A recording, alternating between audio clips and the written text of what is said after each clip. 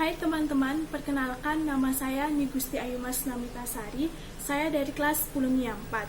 Di sini saya akan meliterasikan tentang ancaman terhadap negara dalam bingkai Bhinneka Tunggal Ika. Sebelumnya, saya akan menjelaskan apa itu ancaman.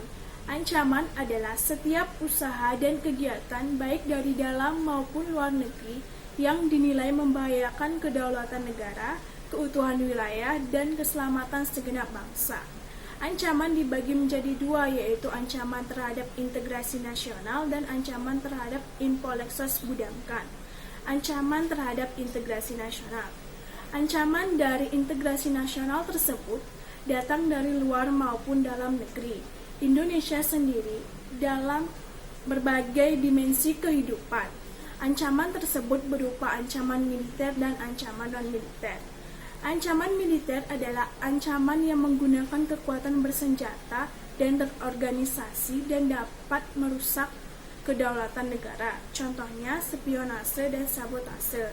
Sedangkan ancaman non-militer adalah ancaman yang tidak menggunakan kekuatan bersenjata, tetapi jika didiamkan dalam waktu yang lama dapat membahayakan kedaulatan negara. Contohnya salah paham komunis dan inflasi. Untuk mencegah berbagai macam ancaman militer, maka menggunakan sistem keamanan rakyat semesta atau disingkat dengan Sisham Kamrata.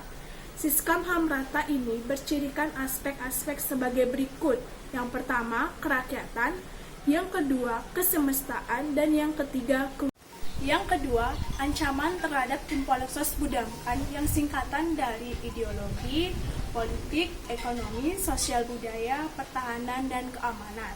Yang pertama, ancaman di bidang ideologi. Saat ini, masyarakat Indonesia cenderung mengarah pada kehidupan liberal yang menekan pada aspek kebebasan individual. Yang kedua, ancaman di bidang politik. Ada yang dari dalam dan ada yang dari luar.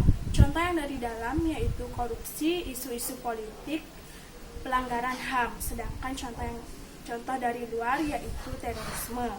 Yang ketiga, ancaman di bidang ekonomi.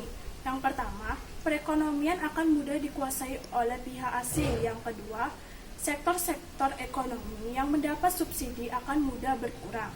Yang keempat, ancaman di bidang sosial budaya. Ada yang dari dalam dan ada yang dari luar. Contoh yang dari dalam yaitu kekerasan dan premanisme. Sedangkan yang dari luar contohnya memudarnya rasa bergotong royong dan berkurangnya nilai-nilai keagamaan. Yang kelima, ancaman di bidang pertahanan dan keamanan.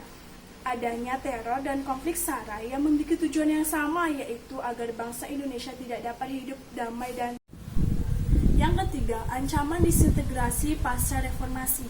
Yang keempat, strategi penanggulangan disintegrasi bangsa, yaitu stabilitas keamanan yang mantap, stabilitas keamanan yang mendukung disintegrasi bangsa, penegakan hukum dan pengamalan nilai-nilai Pancasila. Yang kelima, kedudukan dan fungsi ketahanan nasional.